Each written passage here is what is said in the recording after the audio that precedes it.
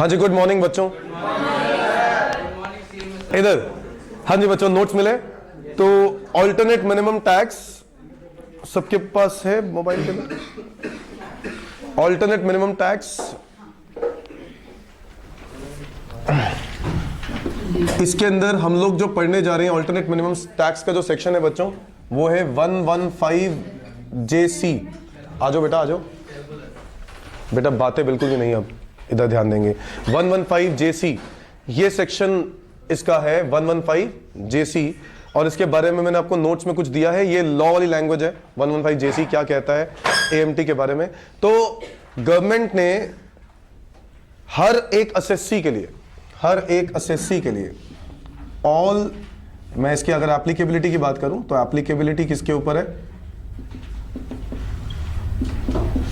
All assessees accept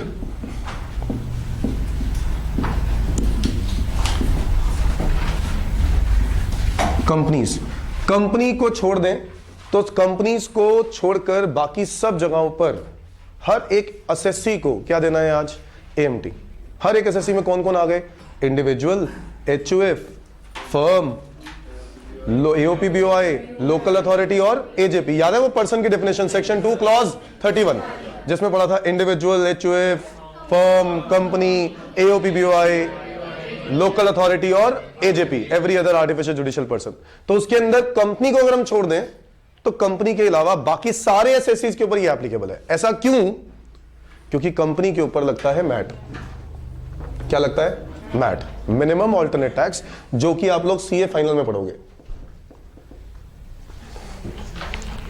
mat कहां पढ़ेंगे? CA final में। AMT भी CA फाइनल का ही टॉपिक है, जो आ जा बेटा, जो क्योंकि एक इंडिविजुअल्स और HUF से रिलेटेड आपका कोर्स है, इसलिए इंस्टीट्यूट ने क्या किया, उसको इसी के अंदर इंट्रोड्यूस करा कि और फाइनल में हटा दिया। फाइनल से अब ये नहीं पढ़ना।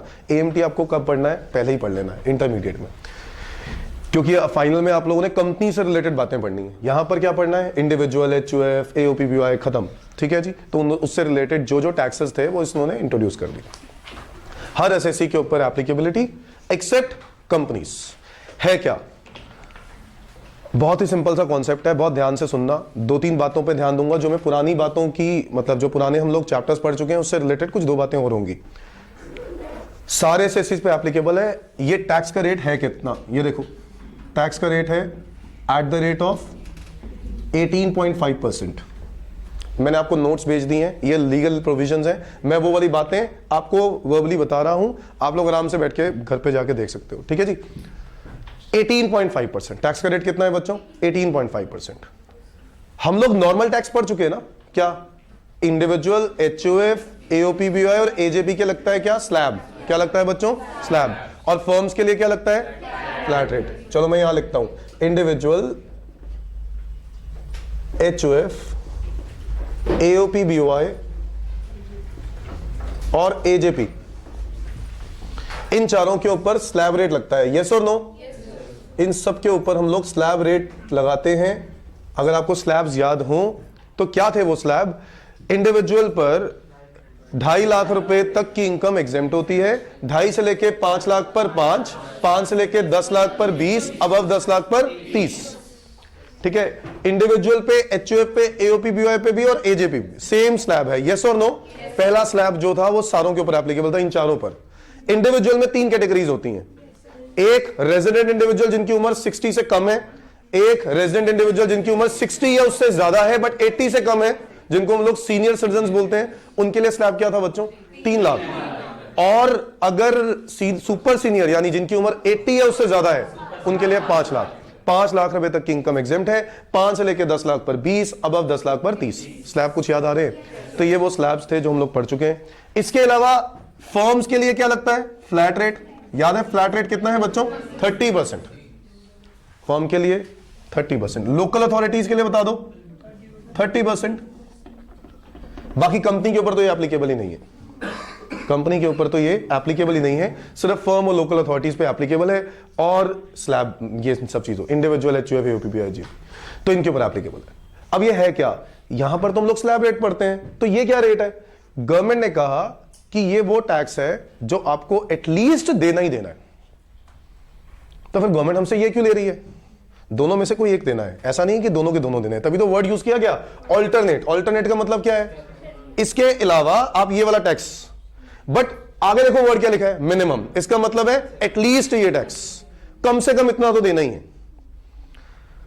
अब देखो हम लोगों ने करना क्या है, जो हम लोग पीजीबीपी चैप्टर में पढ़ चुके हैं, जैसे हम लोग कैलकुलेशंस करते हैं, पीजीबीपी वगैरह कैलकुलेशंस कर ली, प्रॉफिट की कैलकुलेशन कर ली। प्रॉफिट की कैलकुलेशन करने के बाद हमारा जो टोटल इनकम आता है,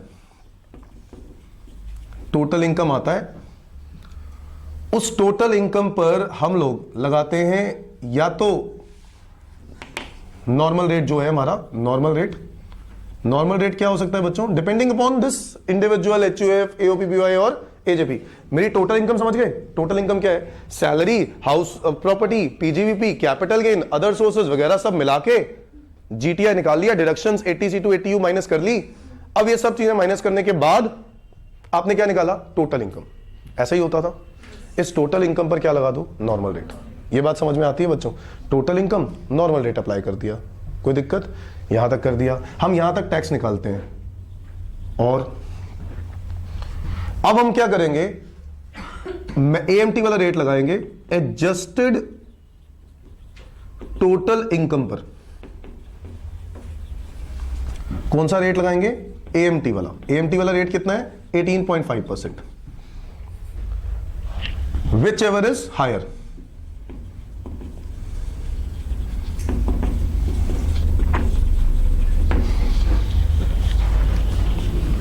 तो हम लोग आज तक गवर्नमेंट को टैक्स कैसे देते हुए आए हैं? ये वाला हम लोगों ने यही पढ़ा था। अगर मैं एएमटी हटा दूं तो हम लोगों ने अभी तक सिर्फ यही पढ़ा।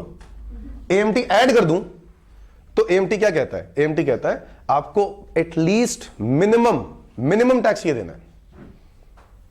तो टोटल इनकम आपकी ये है इनटू नॉर्मल रेट, अमाउंट आएगा, या फिर adjusted total income into AMT. Now what is adjusted AMT? Adjusted total income, ये हम लोग अभी पढ़ेंगे, इसके बारे में डिस्कस करेंगे। बट समझो है क्या, एएमटी क्या कह रहा है कि मिनिमम टैक्स इतना देना है। एक एग्जांपल के तौर पर ये देखो, मान लेते हैं मेरी टोटल इनकम जो है वो है 40 लाख रुपीस। मैं हूं एक्सएन कंपनी, मैं फर्म हूं, ठीक है। टोटल इनकम है मेरा 40 लाख रुपीस, और मेरी एडजस्टेड, ये आता कैसे एडजस्टेड टोटल इनकम अभी हम बात करते हैं, बट अभी एडजस्टेड टोटल इनकम मान लेते हैं, मैंने कैलकुलेट करा और ये आ रहा है 70 लाख रुपए। कितना आ रहा है? 70 लाख रुपए, ठीक है। टोटल इनकम भी निकाल लिया, एडजस्टेड टोटल इनकम भी निकाल लिया। अब अगर मेरे पास ये दोनों इंफॉर्मेशन हो तो क्या मैं टैक्स कैसे गवर्नमेंट को दूंगा? ये देखो, 40 लाख रुपए पर 30%, यही होता है हमारा नॉर्मल रेट। फर्म का नॉर्मल रेट क्या है बच्चों? 30%। तो 40 लाख का 30% कितना हुआ? 12 लाख। 12 लाख पर लगा दिया सेस, लगाएंगे ना? यस और नो? अच्छा, 1 करोड़ से ज्यादा हो फर्म के लिए सरचार्ज कब लगता है पता है? 1 करोड़ से ज्यादा हो तो सरचार्ज कितना है? 12%। बहुत ही बढ़िया। इंडिविजुअल एचयूएफ, एओपीबीओए और एजेपी के लिए क्या था? 50 लाख। याद आ रहा है सबको? इंडिविजुअल एचयूएफ, एओपीबीओए और एजेपी आई नहीं ना सर, उनके लिए 50 लाख। बट 50 लाख से ज्यादा अगर अमाउंट कमाया तो सरचार्ज कितना है? 10%। बेटा अमेंडमेंट वाली बातें वैसे मैंने आपको किया है, व्हाट्सएप किया था, बट हम लोग एक क्लास उसके लिए भी रखेंगे। मैं आपको सरचार्ज का नया प्रोविजन बता देता हूं क्योंकि उस पर अप्लाई होंगी। सरचार्ज के नए प्रोविजन क्या है कि इंडिविजुअल एचयूएफ, एओपीबीओए और एजेपी, इन चारों के लिए अगर मेरी इनकम 50 लाख से क्रॉस कर जाए तो सरचार्ज कितना है? 10। ये बात हम पहले भी पढ़ चुके हैं, मैं बताता हूं जो पहले पढ़ चुके हैं, जो पहले आप लोगों ने पढ़ा है। 1 करोड़ से ज्यादा होगा तो सरचार्ज लगेगा 15%। बट नया प्रोविजन जो बजट 2019 में आया वो ये कहता है कि अगर इनकम 2 करोड़ से ज्यादा हुई तो सरचार्ज है 25%, और अगर 5 करोड़ से ज्यादा हुई तो सरचार्ज है 37%। तो गवर्नमेंट ने अमीरों को और तंग किया और कहा जो जितना ज्यादा अमीर होगा, जितनी ज्यादा इनकम कमाएगा, उतना ही ज्यादा सरचार्ज पे करेगा। समझ में आ गई ये बात? तो सरचार्ज के ये 2 रेट्स मैंने आपको अमेंडमेंट्स वाली लिस्ट के अंदर दिए थे। नाउ ये जो सरचार्ज वाली बात है ना, ये सरचार्ज वाली एप्लीकेबिलिटी इसके ऊपर भी अप्लाई होगी। यानी अगर मेरा टोटल इनकम बच्चों 50 लाख से ज्यादा होगा तो सरचार्ज कितना है? 10%। 1 करोड़ से ज्यादा होगा तो सरचार्ज कितना है? 15%। 2 करोड़ से ज्यादा है तो, और 5 करोड़ से ज्यादा है तो एग्जैक्टली वैसे ही इसके ऊपर भी अप्लाई होगी। मेरे कहने का मतलब अगर एडजस्टेड टोटल इनकम 50 लाख से ज्यादा होगी तो सरचार्ज कितना लगेगा? 10%। अगर एडजस्टेड टोटल इनकम 1 करोड़ से ज्यादा होगी तो 15, और अगर एडजस्टेड टोटल इनकम 2 करोड़ से ज्यादा होगी तो 25, और अगर 5 करोड़ से ज्यादा होगी तो 37। किसके ऊपर? एएमटी के ऊपर। अभी तक हम लोग नॉर्मल रेट पढ़ रहे थे ना, विच इज 30% भी हो सकता है और स्लैब रेट भी हो सकता है। अभी हम एक इंडिविजुअल की बात कर रहे थे यहां पर, ये तो मैंने इंडिविजुअल की बात करी जो भी बता। अच्छा, स्लैब हर एक का सरचार्ज अलग अलग है, ठीक है। फर्म के लिए सरचार्ज क्या था कि अगर आपकी इनकम 1 करोड़ से ज्यादा हो जाए तो सरचार्ज कितना है? 12%। यही था ना, उसमें एक ही रेट था। 1 करोड़ से ऊपर पे कितना?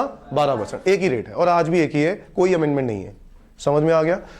तो क्या इस पे सरचार्ज लगेगा बच्चों? नहीं लगेगा, क्योंकि 1 करोड़ से क्या है? कम। तो भाई सीधा HEC हेल्थ एजुकेशन सेस, ये तो बात याद है बच्चों, 4%। कितना आ गया? 48,000। तो मेरा टोटल टैक्स कितना हो गया? 12,48,000। कोई डाउट? या तो ये देना है।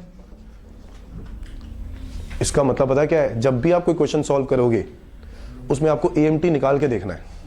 एंड में क्वेश्चन कहेगा कैलकुलेट टैक्स लायबिलिटी, हर क्वेश्चन में, हर क्वेश्चन में। अगर क्वेश्चन बोल रहा है कैलकुलेट टैक्स लायबिलिटी तो आपको अभी तक यही करते थे, अभी तक आप यही काम करते थे, बट अब आप क्या काम करोगे? साथ में AMT के प्रोविजंस को यूज करोगे।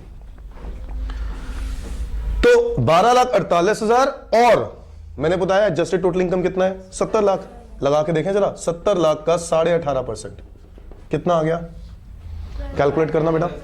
12,95,000 प्लस सेस भी लगेगा।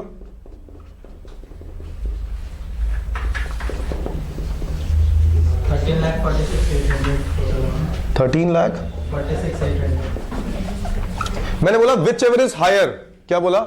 Which ever is higher. क्या हायर है बच्चों?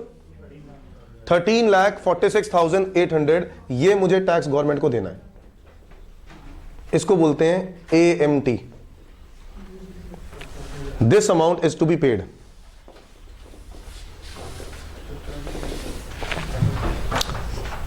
बच्चों सरचार्ज लगेगा तब ना जब 1 करोड़ से ज्यादा होगा। अभी तो बात हो रही है फर्म है ना, फर्म के लिए 1 करोड़ से ज्यादा है तो सरचार्ज होगा। अगर यहां पे 1 करोड़ पार कर जाता तो मैं सरचार्ज भी लगाता। समझ में आ गई? सरचार्ज वैसे ही, सरचार्ज 12% लगाएंगे, टोटल टैक्स बनेगा और उसके ऊपर क्या लगा देंगे? Cess, health and education cess. चलो, तो 13,46,800 या ये विच एवर इज हायर 13,46,800 ये गवर्नमेंट को दे दो। अब तुम कहोगे सर आप तो मतलब ये तो मतलब बदमाशी वाली बात हो गई, गवर्नमेंट तो जबरदस्ती कर रहा है हमारे साथ कि ज्यादा टैक्स पे कर रहा है। कोई बात नहीं, आपको इतना तो देना ही देना है, गवर्नमेंट कह रहा है। सर अगर इतना देना है तो फिर ये क्या था? ये तो मतलब टाइम पास वाला कर दिया गवर्नमेंट ने हमारे लिए कि ये बना दिया तो फिर यही ले लो। अब एडजस्टेड टोटल इनकम जब तक आप समझोगे नहीं तब तक आपको ये बातें समझ नहीं आएंगी। अभी के लिए सिर्फ ये बात कि हमें करना क्या है, हमें ये काम करना है। हर क्वेश्चन में जब भी क्वेश्चन में आएगा कैलकुलेट टैक्स लायबिलिटी तो हमें एक AMT कैलकुलेट करके देखना है। अभी तक मैंने आपको क्या नहीं बताया? एडजस्टेड टोटल इनकम नहीं बताया। पहले तो इतना नोट कर लो कि आपको ये समझ आ जाए कि क्या करना है। ये प्रोविजंस को नोट करो फटाफट। AMT का प्रोविजन सेक्शन 115 JC कहता क्या है? वो ये है। स्टैट्यूटरी प्रोविजंस क्या है? वो मैंने अभी व्हाट्सएप किया है आपको। स्टैट्यूटरी प्रोविजंस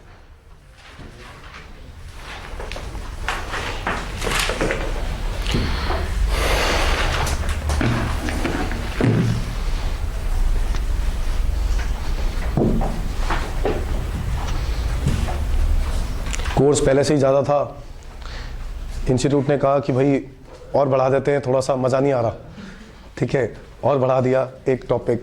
हालांकि ये टॉपिक कोई बहुत बड़ा मुश्किल टॉपिक नहीं है। एक मतलब आप लगा लो और आधा पौना घंटा 1 घंटा अगर हम लोग ढंग से इसको देखें तो इस टॉपिक आसानी से हो जाएगा। इसका क्वेश्चन जो इंस्टीट्यूट ने दिया है वो वाला भी डिस्कस कर रहे हैं, दोनों करेंगे।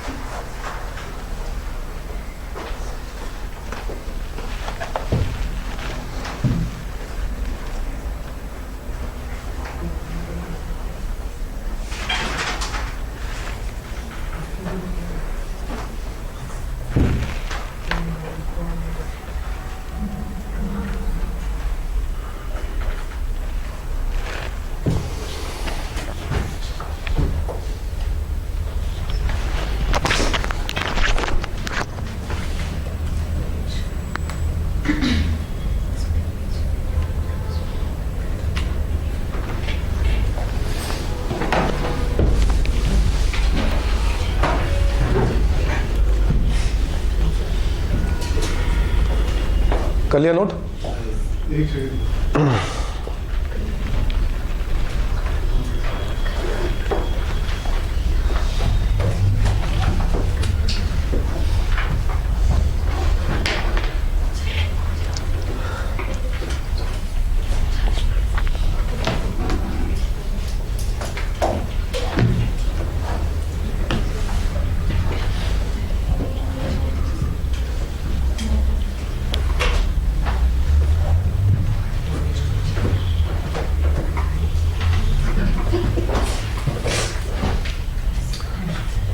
नाउ इधर देखेंगे।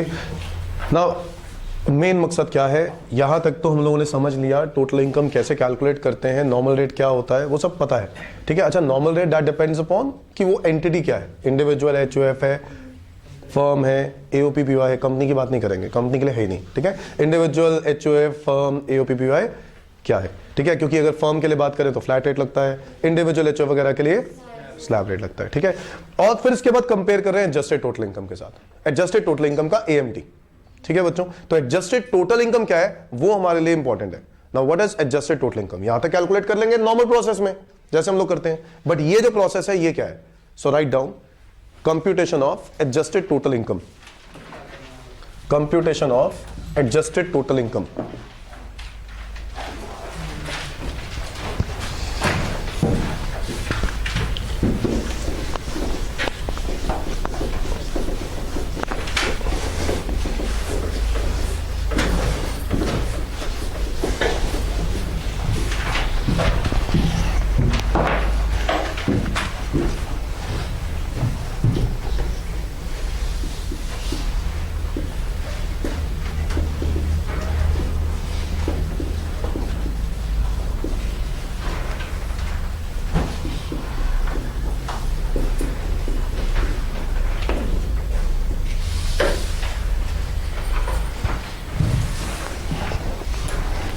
Now computation of adjusted total income.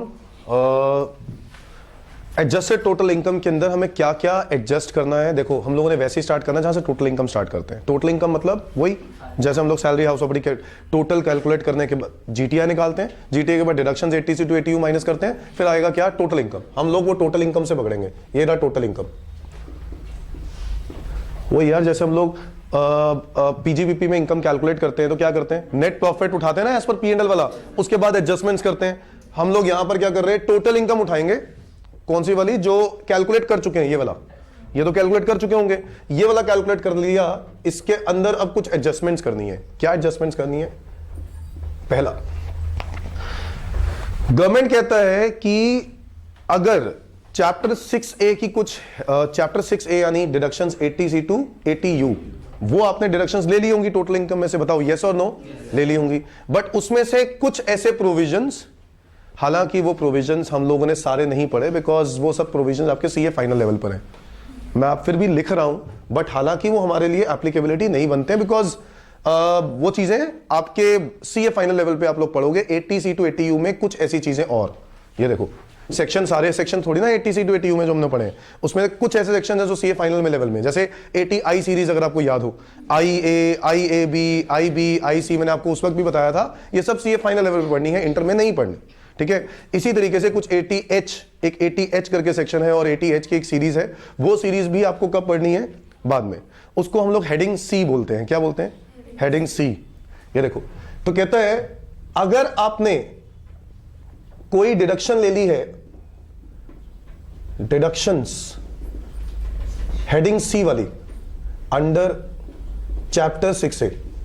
बच्चों चैप्टर 6A जब मैं बोलता हूं ना तो वो 80C टू 80U ही है पूरा चैप्टर 6A, बट उसके अंदर कौन सी, हेडिंग C।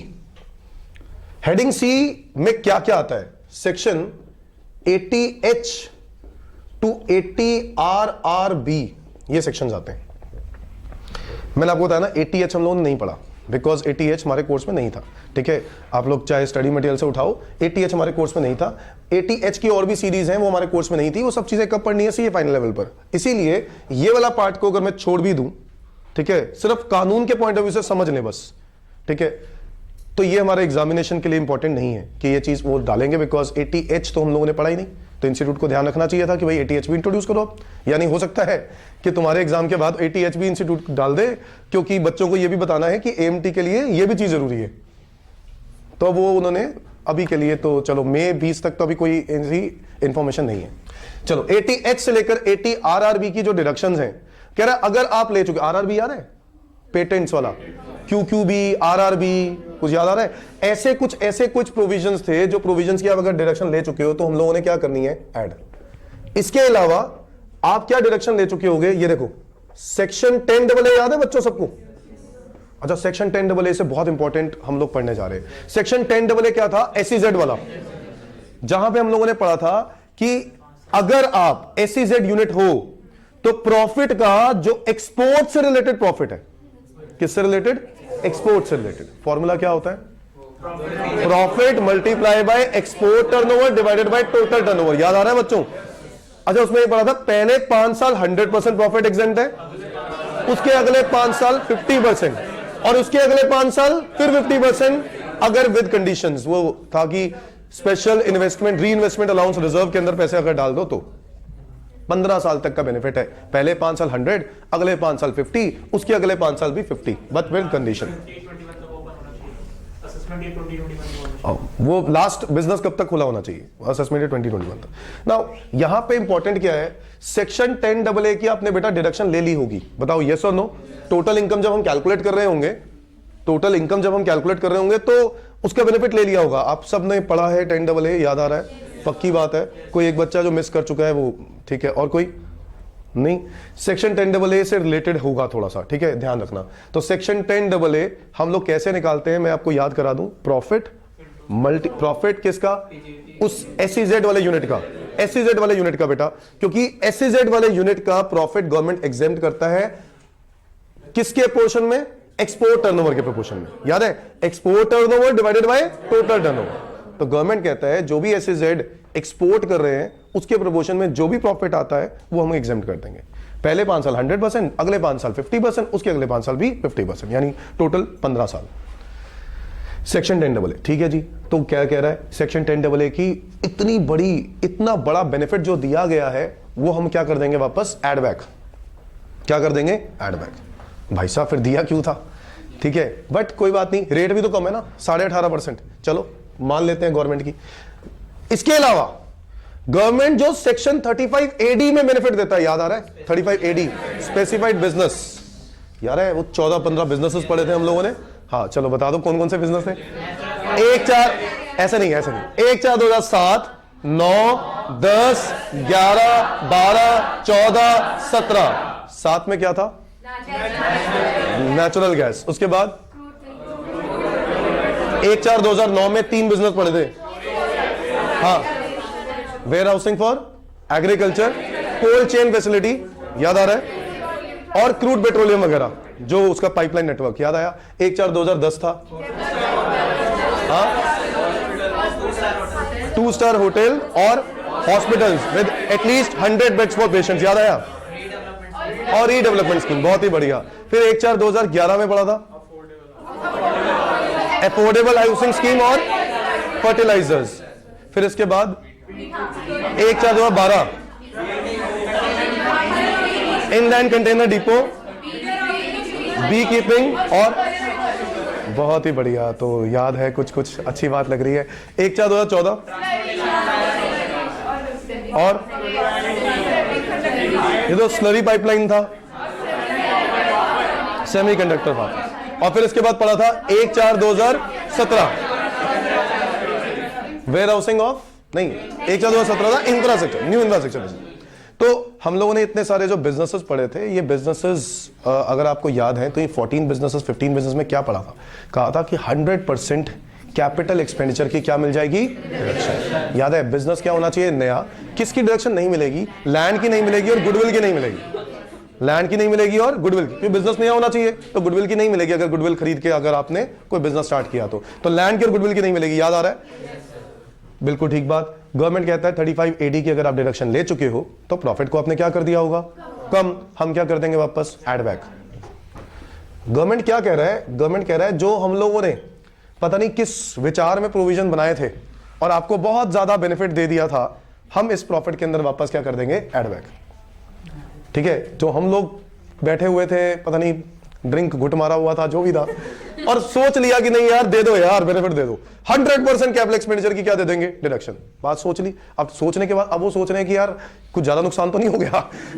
100% डिडक्शन देने के बाद प्रॉफिट क्या हो जाएगा, बहुत ही ज्यादा कम हो जाएगा। टैक्स शायद टैक्स लगेगा नहीं, क्योंकि हो सकता है प्रॉफिट इतना कम हो जाए कि लिमिट से भी कम हो जाए, एग्जेम्पशन लिमिट से भी, तो हो सकता है उसका टैक्स बने ही ना। फर्म में तो चलो कोई लिमिट ही नहीं होती ना, इंडिविजुअल एचयूएफ में तो होती है।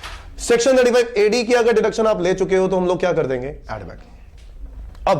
अब एक ही दिक्कत है, अब देखो जितने भी जितने लॉ मेकर्स हैं वो भी कहते हैं कि सर आप 35 एडी एड बैक कर रहे हो तो ये तो बहुत अन्याय है उन लोगों के साथ। 35 एडी आप एड बैक तो कर रहे हो बट आप डेप भी नहीं दे रहे। मेरी बात समझो, 100% कैपिटल एक्सपेंडिचर की डिडक्शन हम लोग देते हैं, ठीक है, आपने क्या करवा दिया, एड बैक, तो भाई डेप तो दो। उन्हीं कैपिटल एक्सपेंडिचर पे जो डिप्रिसिएशन बनता है, जो नॉर्मल आप देना चाहते हो सबको देते हो, वो तो दो। तो हम क्या करेंगे, माइनस कर देंगे इसमें से क्या, डेप्रिसिएशन। डेप्रिसिएशन कौन से वाला, depreciation if section 35 AD is not claimed. क्या मतलब, अगर इसको क्लेम नहीं किया होता तो इन एसेट्स पर जो डेप लगता वो हम लोग क्या कर देते, माइनस करते या नहीं करते, पहले बताओ। अच्छा, अगर मैं 35 एडी का बेनिफिट ले रहा हूं तो डेप भी मिलता है क्या? 35 एडी का मतलब क्या है, 100% कैपिटल एक्सपेंडिचर की डिडक्शन।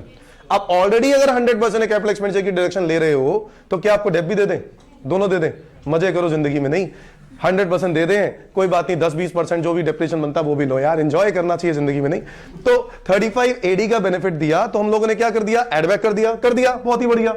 बट जो फिर नॉर्मल डेप देना चाहते हो वो तो दो। तो हमने उन एसेट्स पर जितना भी डिडक्शन आपने 100% लिया था वो एड बैक कर दिया, उन्हीं एसेट्स पर क्या क्लेम कर लिया, डेप्रिसिएशन, जो हमें मिलना चाहिए। तो वो जो डेप्रिसिएशन है वो मैंने क्या कर दिया इसमें से माइनस, जो बिल्कुल सही है और सही ऐसा होना चाहिए। तो मैंने ये डेप्रिसिएशन क्या कर दिया, माइनस। ये सारी एडजस्टमेंट्स करने के बाद जो टोटल इनकम आता है हम उसको बोलते हैं एडजस्टेड टोटल इनकम। क्या बोलते हैं इसको, एडजस्टेड टोटल इनकम। ये आ गया एडजस्टेड टोटल इनकम।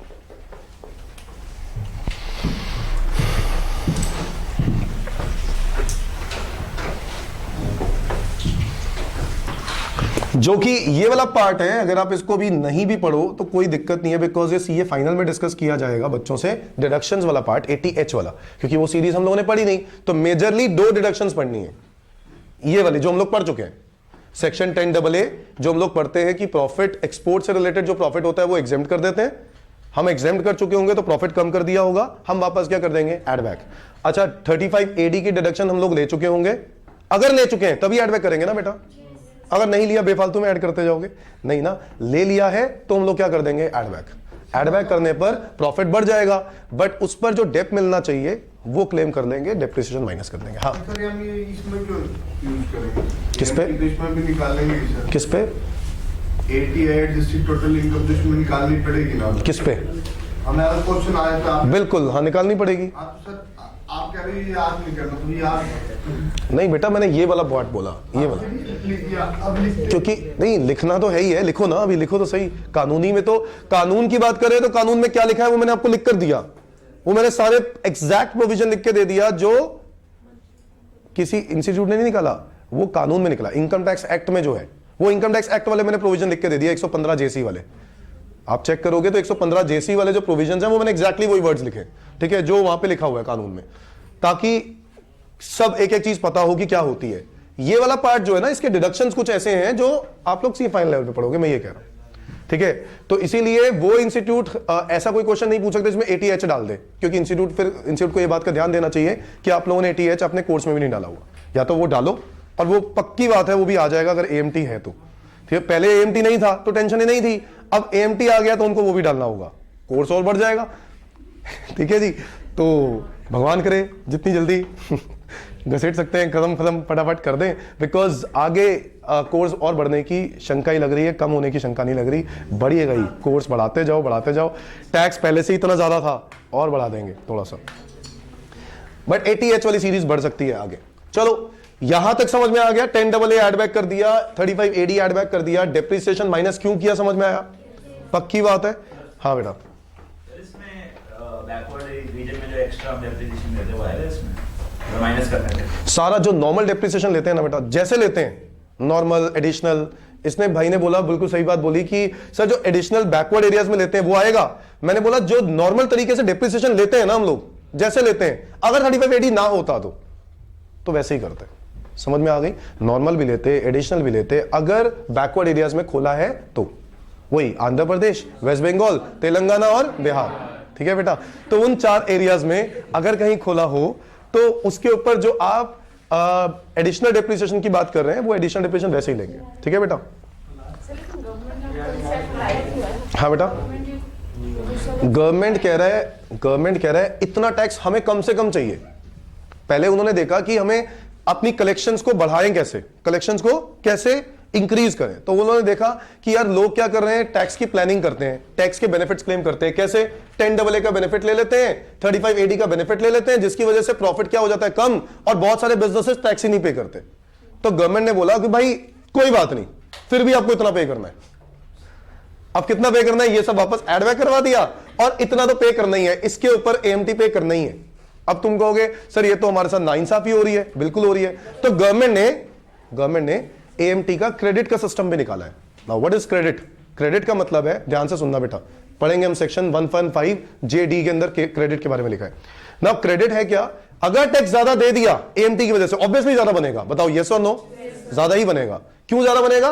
क्योंकि ये डिडक्शंस जो लेकर प्रॉफिट कम हो गया था, अब वो एड बैक कर दोगे तो प्रॉफिट क्या हो जाएगा, ज्यादा, और उसकी वजह से 18.5% शायद ही कोई फर्क पड़ रहा हो इतना, ठीक है? बट टैक्स जो बनेगा ज्यादा ही बन रहा होगा मोस्ट प्रोबेबली, बिकॉज इनकम बहुत ज्यादा होगी। Is that clear? अब आपने टैक्स अगर बन गया ज्यादा, मान लेते हैं टैक्स ज्यादा बन गया, और जो नॉर्मल वाला टैक्स है वो क्या आ रहा है, कम, तो आपने टैक्स ज्यादा दिया ना, क्योंकि गवर्नमेंट तो कह रहा है हमें तो वही चाहिए AMT। फिर अब आप कह रहे हो कि आप गवर्नमेंट को कह रहे हो सर हमारे साथ तो नाइंसाफी हो रही है, आप इतना ज्यादा क्यों ले रहे हो? तो गवर्नमेंट ने क्या कहा, आप उसका क्रेडिट ले लो, डिफरेंस अमाउंट का क्या ले लो, क्रेडिट। डिफरेंस मतलब जितना आपने ज्यादा दिया। अब उस क्रेडिट लेकर आप क्या करोगे, अगली बार जब AMT कम बनेगा और ये वाला टैक्स क्या बनेगा, ज्यादा, तो विच एवर इज हायर के हिसाब से हायर ही दोगे ना, तो फिर तो आप यही दे रहे होगे। तो उसमें से वो AMT का क्रेडिट क्या कर देना, एडजस्ट, और गवर्नमेंट को कम दे देना, कोई दिक्कत नहीं। मेरी बात समझे? तो गवर्नमेंट एटलीस्ट चाहता है कि इतना तो आए। समझना प्लीज। पहले साल मैं आपको वो क्वेश्चन भी करवाऊंगा, पहले साल आपने टैक्स AMT की वजह से ज्यादा दे दिया, मान लो 18 लाख था ये वाला, ये था 20 लाख, तो कितना ज्यादा दे दिया, 2 लाख। अगले साल जो डिफरेंस बन रहा है वो उल्टा बन रहा है, मतलब ये टैक्स ज्यादा बन रहा है और ये क्या बन रहा है, कम। अगर ऐसा हो गया तो वो जो 2 लाख का क्रेडिट है, जो ज्यादा क्लेम कर लिया था आपने, जो ज्यादा पे किया था आपने उस टाइम पर, वो 2 लाख रुपए एडजस्ट कर दोगे कब, अगली बार के टैक्स पेबल के साथ। तो ये वाला जो टैक्स ज्यादा ये वाला टैक्स ज्यादा बन गया और ये वाला कम बन गया, तो आपको देना तो यही वाला है ना, बट गवर्नमेंट क्या चाहती है, इतना तो आए, इतना तो आ भी आ रहा है, आप तो ज्यादा ही दे रहे हो। तो गवर्नमेंट कहता है वो जो ज्यादा दे चुके थे ना उस टाइम पर, उसका आप एडजस्टमेंट कर देना बाद में। फायदा क्या होगा गवर्नमेंट को हर बार? गवर्नमेंट इतना ले रहा हो ना यार, तू समझा नहीं अभी भी। गवर्नमेंट क्या कह रहा है, मुझे इतना चाहिए एटलीस्ट, क्या बोल रहा है, इतना चाहिए एटलीस्ट। अगर मैं कह रहा हूं पहले साल में 20 लाख रुपए का क्या बनता है, ये नॉर्मल वाला, और AMT जो बनता है वो 20 लाख बनता है, 18 लाख बनता है नॉर्मल वाला, 20 लाख बनता है 20 AMT, तो क्रेडिट कितने का मिल गया, 2 लाख का। सेकेंड ईयर में अगर नॉर्मल बनता है 25 और AMT बनता है 24, आपको देना तो अभी भी कितना है, 25 देना चाहिए ना, देना चाहिए या नहीं देना चाहिए? बट गवर्नमेंट क्या कह रहा है, तुम ऑलरेडी 2 लाख रुपए एक्सेस दे चुके हो, समझ रहे हो, अब उसको क्या कर देना यहां पर, एडजस्ट। ठीक तो कर रहा है गवर्नमेंट। गवर्नमेंट कहना क्या चाह रहा है, गवर्नमेंट कह रहा है एटलीस्ट इतना तो दो, और इतना तो आप दे ही रहे हो, इतना तो आप दे ही रहे हो, 1 लाख रुपए एडजस्ट हो जाएगा। 25 और हम लोग अभी करेंगे क्वेश्चन वाला, मैं अभी आगे चला गया 115JD में, अभी हमारा वो पॉइंट नहीं है, बट मैं आपको क्रेडिट का सिस्टम इसलिए बताना चाह रहा हूं सो दैट आपको ये लगे कि ये प्रैक्टिकल इशू क्यों बन रहा है। गवर्नमेंट चाहती है इतना टैक्स कम से कम आए हर साल, इतना टैक्स कम से कम हमारे पास आए हर साल। समझ में आ गई बात? आओ जरा देखते हैं, ये वाला प्रोविजन समझ में आया? अब एक क्वेश्चन देखे जरा, क्वेश्चन देखो, बेटा क्रेडिट के बारे में अभी प्लीज क्वेश्चन जब करेंगे ना डिस्कस करूंगा, टॉपिक अभी करेंगे क्रेडिट का भी, हम लोग आगे चले गए। उस वो क्वेश्चन कोई बच्चा पूछ रहा था तो मैंने आगे बढ़ा दिया, अभी करते हैं ना बेटा, चिंता क्यों कर रही है, सारे प्रोविजन खत्म करके ही जाएंगे। अच्छा अब देखो जरा क्वेश्चन देखो बस, क्वेश्चन नंबर 1 सबसे पहले, पेज नंबर है ये 3 ही तो पेज है भाई, क्वेश्चन नंबर 1, हद हो गई तेरी, पेज तो ऐसे पूछ रहा है 50 पेज हो। ABC and Company, a partnership firm, has total income of 18 lakh after claiming deduction under chapter 6A under the heading C 4 lakh। ठीक है, तो अगर क्वेश्चन ज्यादा से ज्यादा अगर आ गया तो एडजस्टमेंट्स करने का फिर वो हेडिंग C करके लिख देंगे। तो ठीक है, मैंने एक क्वेश्चन ऐसा भी बना दिया कि अगर वो टॉपिक ऐसा डाले भी तो ठीक है, हेडिंग C करके लिख देना चाहिए फिर इनको, क्योंकि हमने ATH वगैरह नहीं पढ़ा, सीधी सी बात है। तो ATH वाले सीरीज आपको बाद में करनी है, तो मैंने कहा एक क्वेश्चन ऐसा भी होना चाहिए जहां पे हेडिंग C करके लिखा हो, तो हेडिंग C लिख दिया। कितना अमाउंट है? 4 lakh. Deductions under section 10AA 5 lakh and deduction under section 35AD is 6 lakh. Depreciation on these assets if deduction under section 35AD not claimed is 2 lakh. Compute tax liability, आपको टैक्स कैलकुलेट करना है, तो करते हैं इसके ऊपर tax.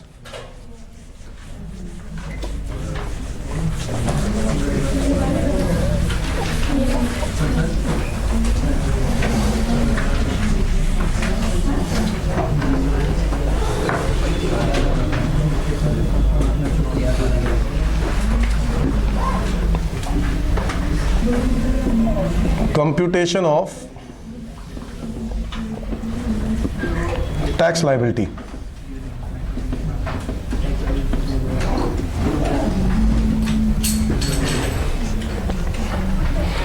Computation of tax liability. सबसे पहले क्या करें हम, सबसे पहले टोटल इनकम पे टैक्स निकालें। टोटल इनकम पे क्या टैक्स बनता है? टोटल इनकम देखो कितनी दी हुई है, 18 लाख, और after claiming all these deductions, ऐसे ही तो करते हैं बेटा, after claiming all these deductions total income पे टैक्स निकाल दो। कितना वाला? Normal rate. और टोटल इनकम कितनी दी है? 18 लाख। 18 लाख पे नॉर्मल रेट कितना बनता है? 30%। फर्म है ना बेटा, तो 30% बता दो कितना बन गया? 5,40,000। इस पे लगा दो health and education cess which is 4%। कितना हो गया? हाँ 21,600, 561,600 ये बनता है। या फिर क्या करें? एडजस्टेड टोटल इनकम पर मैट निकालें। एडजस्टेड टोटल इनकम पर AMT निकालें, multiply by AMT। Adjusted total income निकालने के लिए हमें एक वर्किंग बनानी पड़ेगी, और वो क्या होगी?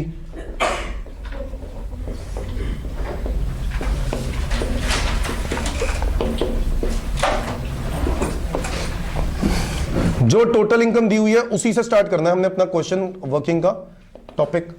टोटल इनकम कितनी दी हुई है? 18 लाख। इसके अंदर अब एडजस्टमेंट्स कर देंगे। कितनी? पहले तो 4 लाख रुपए हेडिंग C वाला एड बैक कर दो। कितना अमाउंट हो गया? 4 लाख। फिर इसके बाद सेक्शन 10AA की डिडक्शन वो एड बैक कर दो। कितना बनता है? 5 लाख प्लस 35AD की डिडक्शन जो आप ले चुके हो, इसको भी क्या कर देते हैं? Add back, 6 lakh. बट अब 35AD अगर एड बैक कर रहे हो तो इस पे जो डेप बनता था वो इन्होंने नीचे लिखा हुआ है। कितना दिया हुआ है? 2 लाख। तो मैं डिप्रिसिएशन कर देता हूं माइनस। कितना आ गया? 31 लाख। इसको बोलेंगे हम एडजस्टेड टोटल इनकम। ये जो एडजस्टेड टोटल इनकम आई है 31 लाख रुपए, इसका करना है हमें 18.5%। कितना आता है? 573,500, जिसके ऊपर आप सेस भी कैलकुलेट करो। 22 टोटल कितना हो गया है? 5,96,440। तो आपने देना क्या है गवर्नमेंट को?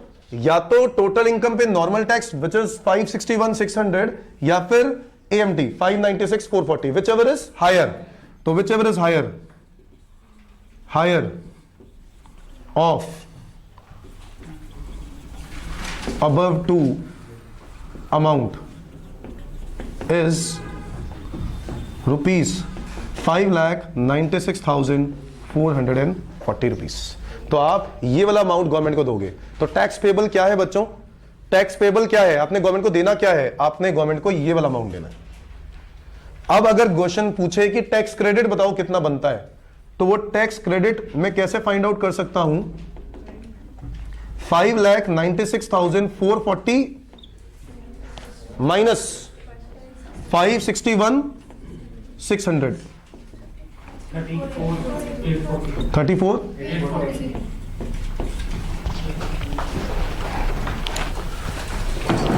समझ में आया कॉन्सेप्ट? तो बेसिकली क्रेडिट हमें इस तरीके से फाइंड आउट करना है और इस क्रेडिट का हमें फायदा क्या होगा? अगली बार अगर टोटल टैक्स क्या होगा? ज्यादा टैक्स कम नॉर्मल वाला, और एएमटी क्या हो रहा है? कम, तो जो डिफरेंस होगा वो हम लोग एडजस्ट कर देंगे इस 34,840 के साथ, अगर ऐसा होगा। और अगर नहीं होगा, हर बार एएमटी ही बढ़ रहा है, तो कोई नहीं, क्रेडिट कैरी फॉरवर्ड होता जाएगा। क्रेडिट बच्चों 15 साल तक कैरी फॉरवर्ड कर सकते हैं। कितने साल तक?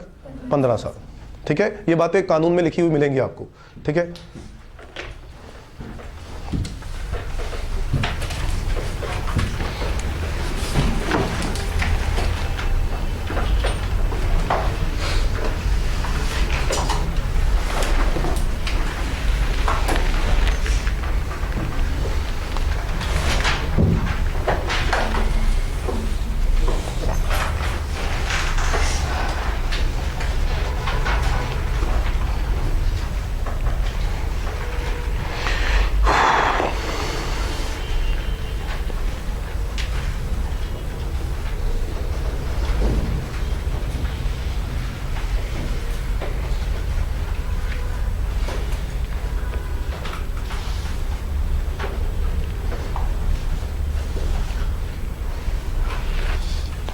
ठीक है बच्चों, अब देखें आगे नेक्स्ट क्या करना है हमें।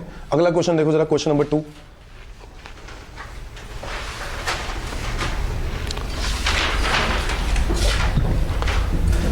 क्वेश्चन नंबर 2 कह रहा है XYZ and company, a firm in India, is engaged in development of software and providing IT enabled services through 2 units, one of which is SEZ, commenced on 1/4/2016। ठीक है जी, commenced 1/4/16 को हो रहा है ना, इससे ये पता चलता है कि ये पहले 5 साल में आता है। यस और नो? हमें पता है ना क्यों चाहिए? क्योंकि पहले 5 साल का मतलब 100% प्रॉफिट की एग्जेम्पशन। अगर अगले 5 साल में आ रहा होता तो 50 मिलता। The particulars relating to previous year 1920 are as follows. Total turnover दिया हुआ है SEZ यूनिट का कितना? 120 लाख। अदर यूनिट का 100 लाख। एक्सपोर्ट टर्नओवर दिया है SEZ यूनिट का कितना? 100 लाख। अच्छा, SEZ यूनिट का कितना दिया है? 100 लाख। और अदर यूनिट का कितना दिया है? 60 लाख। प्रॉफिट दिया है SEZ यूनिट का 48 लाख। अदर यूनिट का कितना दिया है? 42 लाख। आपको तो टैक्स पेबल निकालना है पूरी फर्म का, XYZ कंपनी का, पूरी फर्म का। आप मेरी बात समझ रहे हो? आपको पूरी फर्म के लिए निकालना है, मतलब अदर यूनिट्स को मर्ज करके निकालना है। सिर्फ SEZ का कैलकुलेशन नहीं कर रहे हम, पूरी कंपनी के लिए निकाल रहे, फर्म के लिए। Correct. Question start. Question number 2।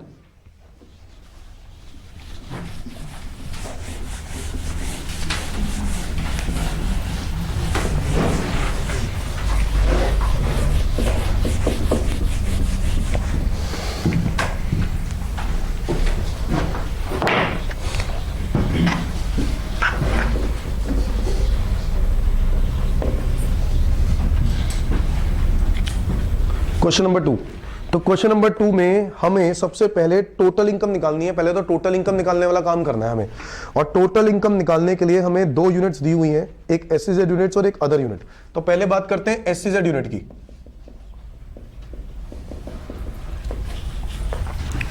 SEZ unit का प्रॉफिट दिया हुआ है आपको, कितना दिया देखो? 48 लाख प्रॉफिट, 48 लाख। अब इस SEZ यूनिट का प्रॉफिट जो 48 लाख दिया है, इसमें से हमें एग्जेम्पशन मिल जाएगी। क्या मिल जाएगी? एग्जेम्पशन। क्यों? क्योंकि SEZ में हम लोगों ने यह पढ़ा था कि जो एक्सपोर्ट से रिलेटेड प्रॉफिट होगा उतने की एग्जेम्पशन मिल जाएगी, minus exemption under section 10AA please अभी हम लोग क्या कर रहे हैं, अभी हम लोग नॉर्मल निकाल रहे हैं। पहले नॉर्मल ही निकाला हुआ, उस क्वेश्चन में तो सब कुछ पहले दिया हुआ था, जो मैंने पहले एग्जांपल दिया और ये वाला क्वेश्चन जो किया उसमें तो सब कुछ दिया हुआ था। अब हमें पहले नॉर्मल निकालना है। तो एग्जेम्पशन अंडर सेक्शन 10AA कितना है देखो, 48 लाख का प्रॉफिट था इस यूनिट का, multiply by export turnover SEZ unit का कितना है 100 लाख, और टोटल टर्नओवर कितना है, तो 100 लाख मल्टीप्लाई बाय 120 लाख। ऐसे ही करते हैं बेटा, कोई डाउट है किसी को? सिर्फ एसईजेड का देखेंगे, सबका देखेंगे, सिर्फ एसईजेड का देखेंगे बेटा। प्रोविजंस पढ़ लेना, क्वेश्चन भी किए हमने इसके ऊपर 10AA। तो 48 लाख इंटू 100 डिवाइड बाय 120 कितना आ रहा है,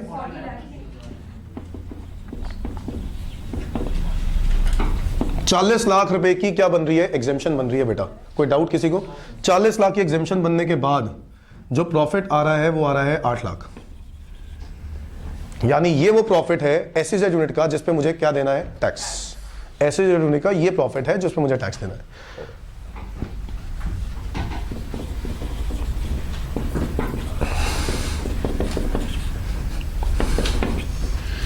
अब इसके अंदर मैं ऐड कर दूंगा अदर यूनिट का प्रॉफिट। बताओ अदर यूनिट का प्रॉफिट करना चाहिए नहीं करना चाहिए? करना चाहिए। अदर यूनिट के प्रॉफिट आपको दिए हुए हैं 42। फर्क पड़ता है क्या कि उसने भी कुछ एक्सपोर्ट किए थे? फर्क ही नहीं पड़ता। अदर यूनिट के लिए एग्जेम्पशन थोड़ी ना है, किसके लिए एग्जेम्पशन थी? वो सिर्फ एसईजेड यूनिट के लिए। तो अदर यूनिट का प्रॉफिट कितना है 42 लाख। सीधा सीधा मैं ऐड कर देता हूं इसके अंदर। टोटल प्रॉफिट कितना हो गया,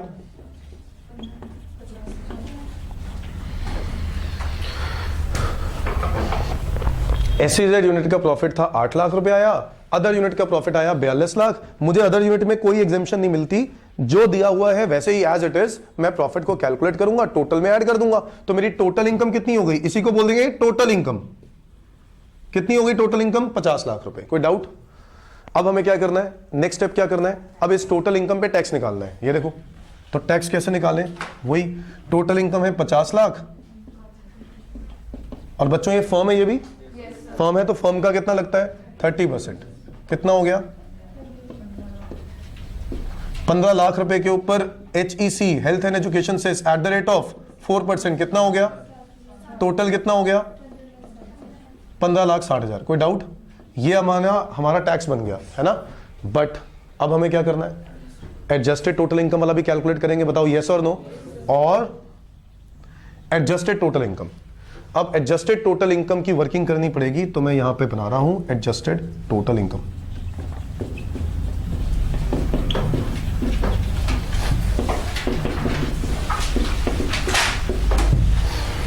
ठीक है। अब एडजस्टेड टोटल इनकम के लिए मुझे क्या चाहिए बेटा, सबसे पहले टोटल इनकम ही तो चाहिए। बताओ यस और नो। तो टोटल इनकम से स्टार्ट करते हैं। टोटल इनकम कितना अमाउंट दिया हुआ है 50 लाख रुपए। टोटल इनकम कितना दिया हुआ है 50 लाख रुपए। इसके अंदर हमें क्या करना होता है बताओ, ये वाली हेडिंग सी वाली डिडक्शंस को ऐड बैक करना है। ऐसा कुछ दिया है? नहीं दिया। कुछ है इस क्वेश्चन में? नहीं है। सेक्शन 10AA दिया हुआ है, वो हमने ले ली थी एग्जेम्पशन, कितनी ले ली थी 40। कर दूं ऐड बैक? सेक्शन 10AA वाली एग्जेम्पशन को ऐड बैक कर देते हैं। कितना अमाउंट है 40 लाख। बस 35 AD तो थे ही नहीं। यस और नो? नहीं है ना 35 AD। तो कितना प्रॉफिट आया 90 लाख। ये हमारा आ गया एडजस्टेड टोटल इनकम बच्चों। Adjusted total income 90 lakh. इस 90 लाख रुपए के ऊपर हम लोगों ने देना है टैक्स 18.5%। कितना बनता है 16 लाख 65,000। अच्छा, सरचार्ज लगेगा नहीं लगेगा वो चेक जरूर करा करो साथ ही, ठीक है। क्योंकि इनकम 90 लाख रुपए है और क्योंकि ये फर्म है तो टर्नओवर 1 करोड़ से ज्यादा होती तो सरचार्ज लगता। अगर यही इंडिविजुअल होता तो इस पे सरचार्ज लगता। यस और नो? तो अभी सरचार्ज नहीं लगेगा, तो हम लोग सीधा इसी के ऊपर क्या लगा देंगे, health and education cess which is 4%। कितना हो गया 66। टोटल 17,31,600। मैंने बोला विच एवर इज हायर,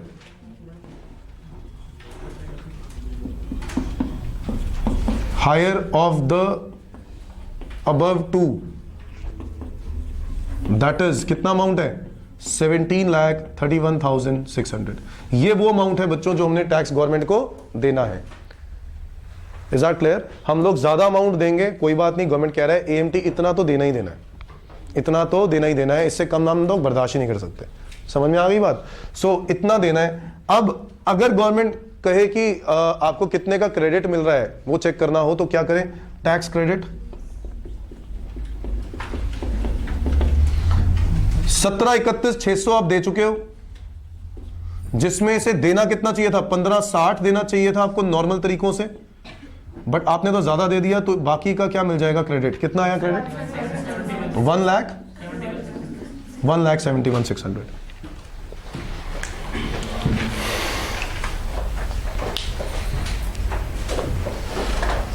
तो ये सीए फाइनल का क्वेश्चन है, ठीक है, सीए फाइनल का, क्योंकि सीए फाइनल में होता है ना टॉपिक, तो इसमें खुश होने की वाली बात नहीं है कि हम लोग सीए फाइनल कर रहे हैं। बेटा सीए फाइनल का ही क्वेश्चन था, क्योंकि तब सीए फाइनल में ही आता था ये सब चीजें, है कि नहीं? तो अब ये सीए फाइनल से उठा के हम कहां डाल रहे हैं? इंटर में, ठीक है। तो फाइनल के मटेरियल में से पिक किया गया क्वेश्चन और इंटर में डाला। क्या करें, ऑप्शन ही नहीं था हमारे पास, फाइनल वाले उठाने थे। अब एक ऐसा भयानक क्वेश्चन जो फाइनल लेवल पर 10 नंबर का क्वेश्चन आ चुका है एग्जाम में, 10 नंबर का आया था इसी के ऊपर, क्वेश्चन नंबर 3। और ये आपके स्टडी मटेरियल में भी है। स्टडी मटेरियल में कंप्यूटेशन ऑफ टोटल इनकम का एक चैप्टर है बच्चों, computation of total income and tax liability, याद है मैंने आपको बताया था। पूरी एक सारे चैप्टर अलग, बट एक चैप्टर था जिसके अंदर कंसोलिडेट करके क्वेश्चन दिए हुए हैं, जिसमें सैलरी, हाउस प्रॉपर्टी, पीजीपी सब कुछ होता है कि नहीं? कंप्यूटेशन ऑफ टोटल इनकम, उस चैप्टर के अंदर मेरे ख्याल से 11वां या 12वां क्वेश्चन है नए मटेरियल्स के अंदर, ठीक है। वो क्वेश्चन भी यही है, ठीक है। और ये सीए फाइनल का क्वेश्चन है जो उन्होंने वहां से पिक किया। यहां पर पढ़ के देखो जरा क्वेश्चन, मजा आएगा। क्वेश्चन पढ़ के देखो, पढ़ने में मजा आ जाएगा।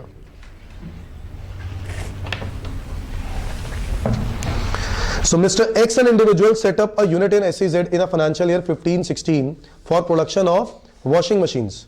The unit fulfills all the conditions of Section 10AA of the Income Tax Act 1961. During financial year 18-19, he has also set up a warehousing facility in a district of Tamil Nadu for storage of agriculture produce. यानी ये क्या बताना चाहता है?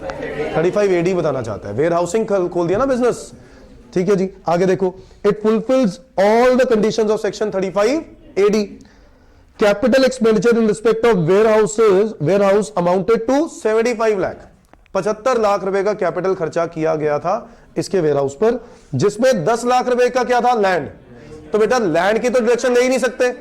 35 AD में जो deduction ली गई होगी वो कितने की ली गई होगी? 65 लाख की। आगे देखो, The warehouse becomes operational with effect from 1st April 19 and expenditure of 75 lakh were capitalized in the books. इसका मतलब है पूरे 75 लाख रुपए उसने कैपिटलाइज कर लिए और डिडक्शन क्लेम कर ली होगी, बट डिडक्शन कितने की क्लेम कर सकता है? 65, क्योंकि 10 की तो क्लेम ही नहीं कर सकता। 10 इज लैंड और गुडविल की डिडक्शन क्लेम नहीं कर सकते इस सेक्शन में। ये बात साफ साफ कंडीशंस में लिखवाई गई है।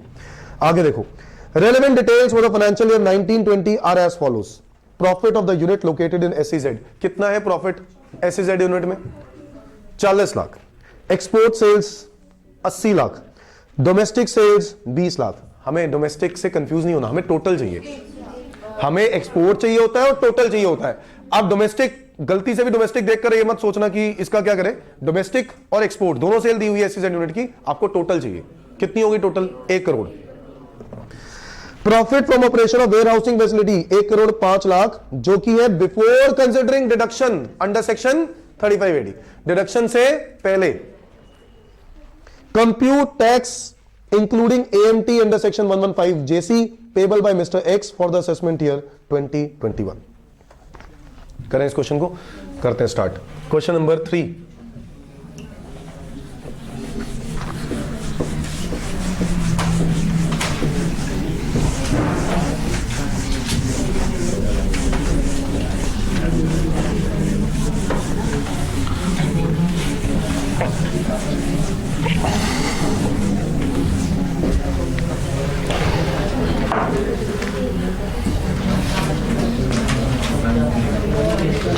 हाँ जी प्लीज इधर ध्यान देते हैं। सबसे पहले हम लोग प्रॉफिट निकालते हैं, जो टोटल प्रॉफिट, टोटल इनकम। हमें क्या निकालना है सबसे पहले? Normal total income. तो टोटल इनकम 19-20 के लिए निकालने के लिए हमें 2 यूनिट्स दी गई हैं, एक एसईजेड यूनिट दी गई है और एक उसने एक और यूनिट खोला जो उसने 35 एडी की डिडक्शन ले ली है कि नहीं, उसने 2 यूनिट खोली है बेसिकली। हम अभी बात करते हैं टोटल इनकम को कैलकुलेट करने के लिए एसईजेड यूनिट की, एसईजेड यूनिट की। तो एसईजेड यूनिट में उसने क्या किया है, आओ चेक करें जरा। प्रॉफिट दिया हुआ है एसईजेड यूनिट का, कितना दिया है प्रॉफिट ऑफ यूनिट, 40 लाख। अब इस 40 लाख में आपको पता है कि एग्जेम्पशन मिलती है, एग्जेम्पशन अंडर सेक्शन 10AA, ठीक है बेटा। तो प्रॉफिट मल्टीप्लाई बाय, क्या फॉर्मूला होता है, profit multiply by export turnover divided by total turnover. Profit कितना है 40 lakh, multiply by export turnover कितना है 80 lakh, divided by total turnover कितना है 100 लाख बन गया। कोई डाउट है किसी को? एक्सपोर्ट और डोमेस्टिक मिला लेते हो तो टोटल टर्नओवर हो गया 100 लाख। 80% का प्रोपोर्शन में प्रॉफिट एग्जेम्प्ट हो जाएगा विच इज 32 लाख। इतना अमाउंट एग्जेम्प्ट होने के बाद जो प्रॉफिट बचा वो कितना बचा 8 लाख। ये जो प्रॉफिट बचा है ये प्रॉफिट क्या है, ये एसईजेड का वो प्रॉफिट है जिसपे उसको टैक्स देना होगा। बट अच्छा ये चीज मैंने चेक नहीं करी, आप लोगों ने गलती नहीं करनी, 32 लाख रुपए पे 100% मिलना चाहिए या 50? वो कैसे चेक करोगे? चेक करना है यूनिट कब स्टार्ट हुआ था। एसईजेड यूनिट स्टार्ट कब हुआ 15-16, तो 15-16 पहला साल था, 16-17, 17-18, 18-19, 19-20, 5 साल। पहले 5 साल में 100% ही मिलता है। अगर ये 20-21 होता तो इसका 50%, यानी ये जो 32 होता ना इसका भी 50% करते हैं, यानी 16 लाख रुपए आता। मेरी बात समझ गए? अब यहां पर आपका प्रॉफिट आ गया कितना 8 लाख रुपए का एसईजेड यूनिट का। और अब हम लोग इसी के अंदर ऐड करने वाले हैं अदर यूनिट का, अदर यूनिट का प्रॉफिट। और वो अदर यूनिट वही है जो उसने मैन्युफैक्चरिंग ऑपरेशन वॉशिंग मशीन का काम स्टार्ट किया था। कहां पे? अच्छा नहीं, मैन्युफैक्चरिंग वॉशिंग मशीन तो एसईजेड में स्टार्ट किया था, वेयर हाउसिंग का जो काम स्टार्ट किया था है ना, वेयर हाउसिंग। और वेयर हाउसिंग फैसिलिटी का उसका बताया हुआ है ऑलरेडी। वेयर हाउसिंग फैसिलिटी का जो प्रॉफिट है वो बताया हुआ है, कितना है प्रॉफिट 1,05,00,000।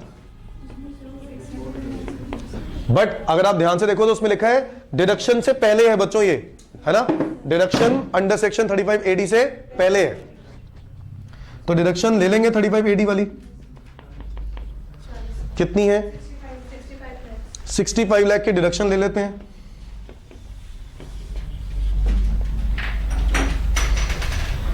ऐसे ही करते हैं ना हम लोग, सोच के देखो, ऐसे ही करते हैं ना हम लोग। तो अगर मेरा ये बिजनेस होता, सोचो मैंने एक ऐसा वेयर हाउसिंग वाला काम स्टार्ट किया, agriculture, warehousing of agriculture, तो हमने ये पढ़ा है कि 100% कैपिटल एक्सपेंडिचर की क्या मिल जाती है डिडक्शन।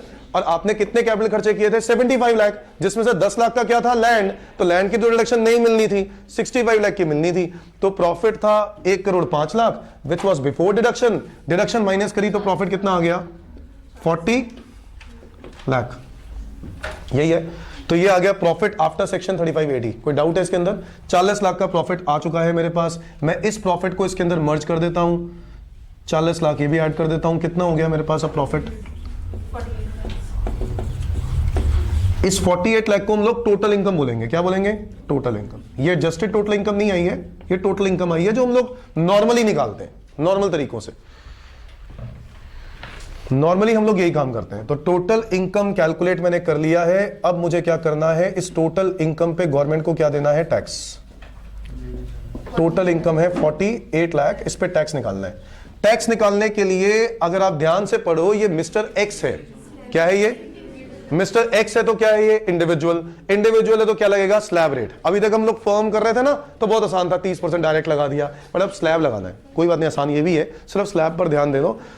अच्छा, इसकी एज नहीं मेंशन की, एज नहीं मेंशन की है तो हमेशा क्या लेंगे 2.5 लाख वाली लिमिट। तो कर दो जरा, कितना आ रहा है टैक्स निकालो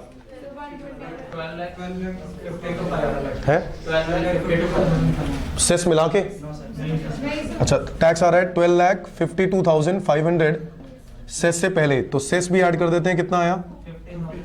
अच्छा चेक करो, 48 लाख इनकम है बेटा, 50 लाख से तो कम है, सरचार्ज नहीं लगेगा। सोच रहे हो? समझ में आ गई है? 50 लाख से ऊपर पे 10% क्या लगता है? सरचार्ज। तो 48 लाख पर ये तो सरचार्ज नहीं लगेगा। तो HEC लगा दो इसके ऊपर 4%, कितना आया? हाँ 50,100 टोटल कितना आ गया ये? 13 लाख। ठीक है, तो 13,02,600। तो ये हमारा अगर इनकम आ गई है, ये हमारा टैक्स आ गया है नॉर्मल वाला, ये नॉर्मल टैक्स है। अब हमें क्या करना है? अब हमें क्या करना है? एएमटी वाला कॉन्सेप्ट लगाना है कि नहीं? एएमटी वाले कॉन्सेप्ट के लिए पहले हमें क्या चाहिए होता है? Adjusted total income. तो पहले एडजस्टेड टोटल इनकम निकाल लेते हैं। एडजस्टेड टोटल इनकम, जिसके लिए अगेन हमें क्या बनाना पड़ेगा? एक वर्किंग नोट।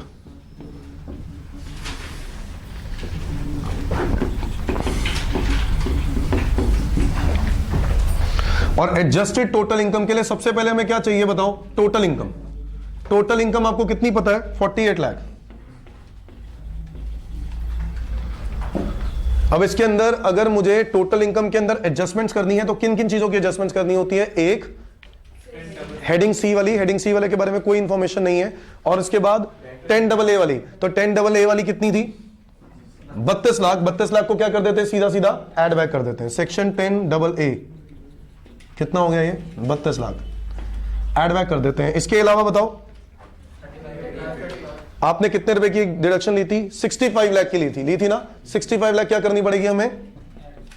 सेक्शन 35AD हमें एड बैक करना पड़ेगा 65 लाख।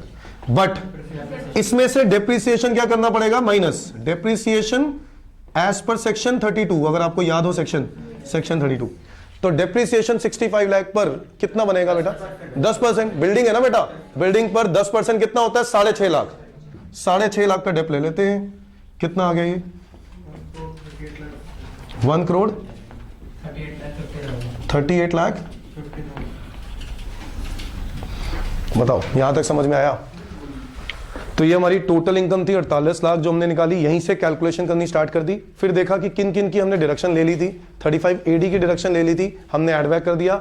10AA की डिडक्शन ले ली थी, हमने एड बैक कर दिया। और जो 35AD पर अगर नहीं लिया होता और डेप ले लेते तो क्या डेप होता? वो 65 लाख का 10% यानी 6.5 लाख, वो माइनस कर दिया। ठीक है, और मेरी इनकम हो गई, ये आ गई मेरी एडजस्टेड टोटल इनकम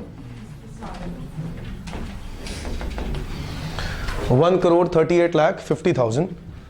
निकाल दो जरा टैक्स। अब इस पर क्या लगाएंगे? सीधा 18.5% टैक्स लगा देते हैं। Tax AMT eight the rate of 18.5%, which is कितना आ रहा है? फिर से बोलो बेटा। 25 लाख 250 यही आया 18.5%। अब लगाना है सरचार्ज, क्योंकि एडजस्टेड टोटल इनकम 1 करोड़ से ज्यादा और ये इंडिविजुअल है।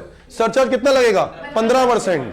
ये इन बातों पे भी ध्यान देना है। तो सरचार्ज हम लोगों ने 4 पढ़ लिए हैं। अब अमेंडमेंट बजट 19 के हिसाब से कितने हैं? 4। पहला, अगर 50 लाख से ज्यादा है तो कितना? 10। अगर 1 करोड़ से ज्यादा है तो कितना? 15। 2 करोड़ से ज्यादा है तो 25 और 5 करोड़ से ज्यादा है तो 37%। ठीक है, अब यहां पर हम लोग लगाने जा रहे हैं सरचार्ज। सरचार्ज लगा दो। कितना आ गया ये? 15% सरचार्ज। सरचार्ज होता है टैक्स ऑन टैक्स, तो 2562 250 पर लगा दो 15%।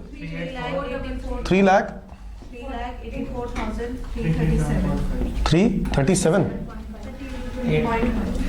चलो 338 कर दो यार, क्योंकि बाद में तो राउंड ऑफ ही कर देना ना, बाद में तो हम लोग राउंड ऑफ कर देंगे। अच्छा, इसके बाद ये टोटल कर दो 29,46,588, जिस पे हम लोग सेस लगाएंगे, health and education cess at the rate of 4%। 1,17,000 इस पे लगाना है बेटा। हाँ, कितना? 1,17,864 टोटल 30,644 52 अब अगर हम लोग बात करें 30,64,452, वो तो ये याद है ना, बस इसको फाइनली तो राउंड ऑफ ही करते हैं ना, वो बाद में करेंगे। बट समझ में आ गया, हम लोगों ने टोटल इनकम पे टैक्स निकाल लिया। विच एवर इज हायर, तो हायर करने के बाद मेरे पास यहाँ पे स्पेस कम बची है तो मैं यहाँ लिख देता हूँ हायर ऑफ अबव 2, ये पहली लिमिट हो गई, ये सेकंड लिमिट हो गई। Higher of above 2 amount is 30,64,450 कर देते हैं, बिकॉज सेक्शन 288B कहता है, 288B कहता है कि टैक्स लायबिलिटी को क्या कर देते हैं, round off to the nearest 10 रुपी।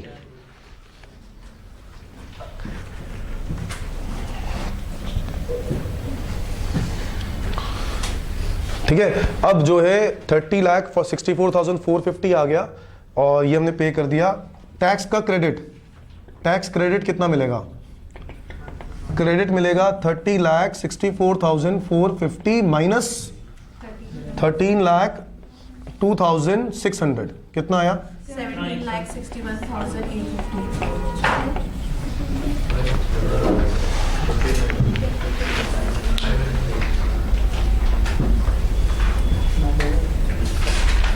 क्या 5 मिनट्स रह गए, 1.5 घंटा बोला था इसलिए बेशर्मो।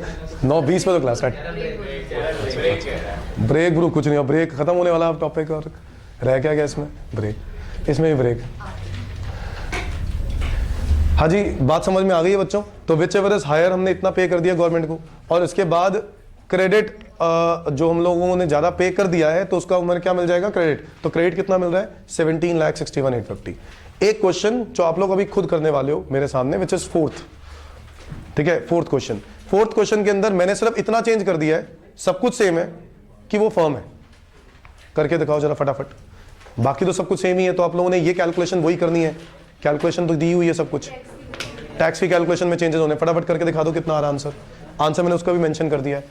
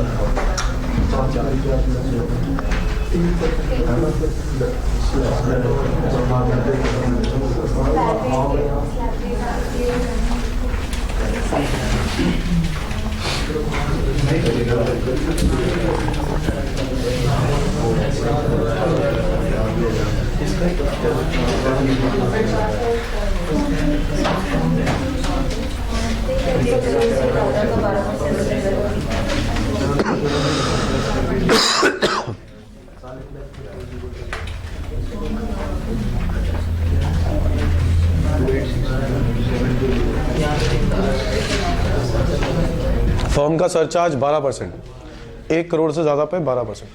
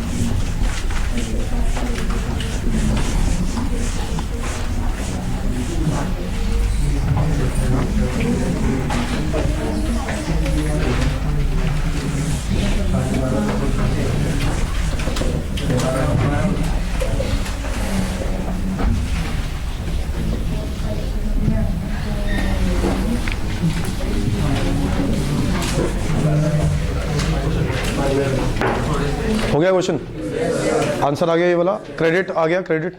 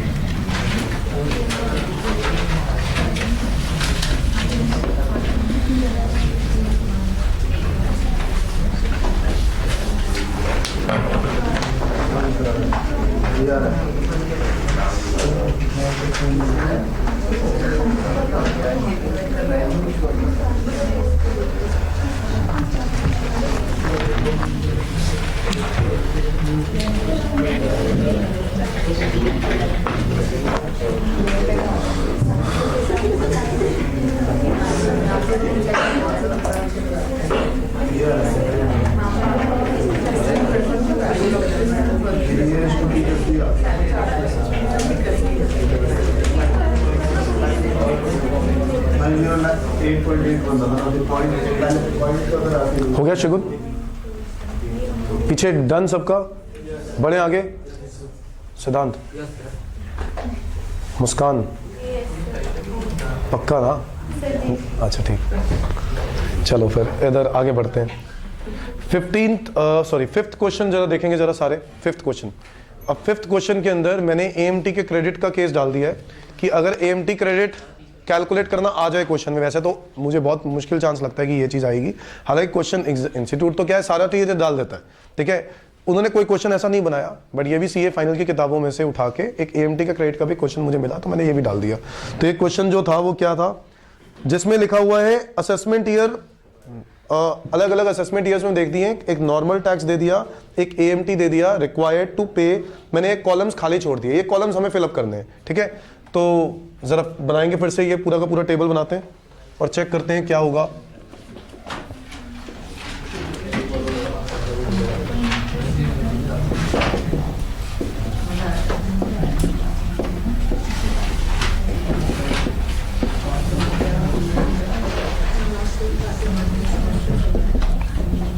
Required to pay,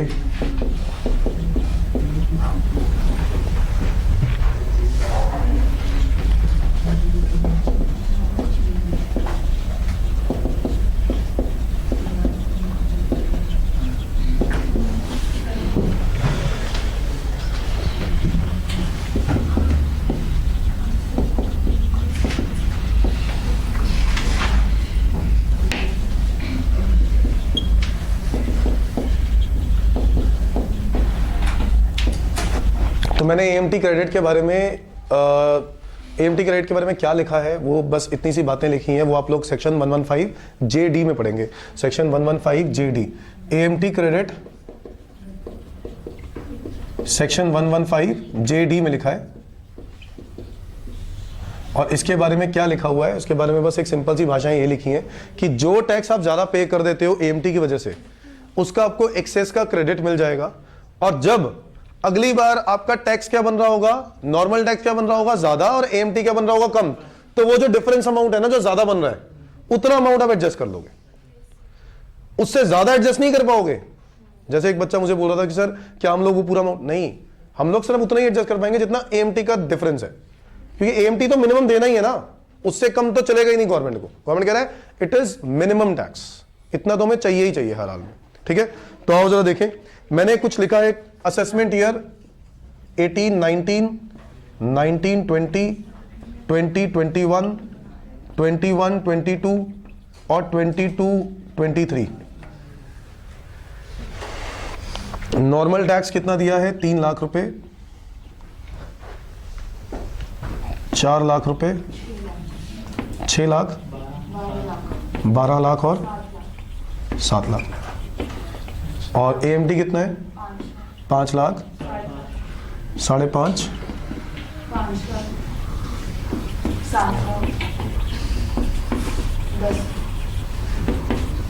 10, ठीक है।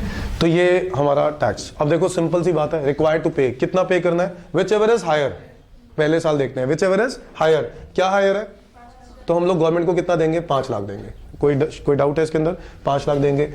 AMT का क्रेडिट एडजस्टमेंट तो तब होगा ना जब क्रेडिट होगा, अभी तो क्रेडिट जनरेट होगा, तो अब क्रेडिट आएगा, तो यहां पर कोई क्रेडिट नहीं है।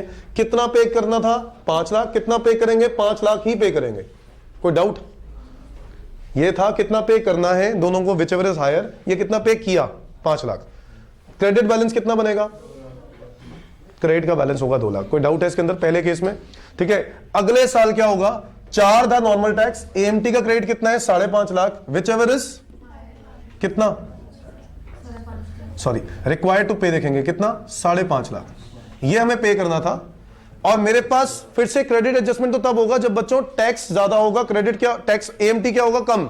बट यहां पे तो अभी वही चेक सिनारियो चल रहा है, तो क्रेडिट और बढ़ जाएगा, है कि नहीं। 5.5 लाख फिर पे करेंगे गवर्नमेंट को यहां पर, और यहां पर 1.5 लाख रुपए का क्रेडिट और बढ़ जाएगा, तो 3.5 लाख का क्रेडिट हो गया। ठीक है, बात समझ में आई है। 2 लाख पहले से था, 1.5 लाख और ऐड हो गया, तो 3.5 लाख का क्रेडिट हो गया। सेकेंड ईयर तक समझ में आया। बढ़ू आगे, थर्ड ईयर में 6 लाख का टैक्स था, एएमटी कितना है 5 लाख। कितना ज्यादा देना पड़ रहा है, 1 लाख ज्यादा देना पड़ रहा है। कितनी एडजस्टमेंट कर सकते हो, 1 लाख। तो 1 लाख तो चला गया क्रेडिट एडजस्टमेंट में। बताओ समझ में आया, क्योंकि 5 लाख से कम तो हो ही नहीं सकता ना, इतना तो मिनिमम देना ही देना है। तो गवर्नमेंट कह रहा है 6 और 5 का जो डिफरेंस है विच इज 1 लाख, 1 लाख तक आप एडजस्ट कर दो और बाकी आप पे कर दो। रिक्वायर्ड टू पे कितना है यहां पर 6, बट आप पे करोगे कितना पता है 5 लाख। बताओ समझ में आई वाली बात। रिक्वायर्ड टू पे है 6 विच एवर इज हायर की वजह से, बट इतना अमाउंट क्रेडिट का एडजस्ट कर दिया तो पे कितना किया 5 लाख। क्रेडिट का बैलेंस कितना बच गया 2.5 लाख। ठीक है जी। नेक्स्ट ईयर 12 लाख रुपए नॉर्मल टैक्स बनता है, एएमटी कितना है 7, तो रिक्वायर्ड टू पे कितना है 12।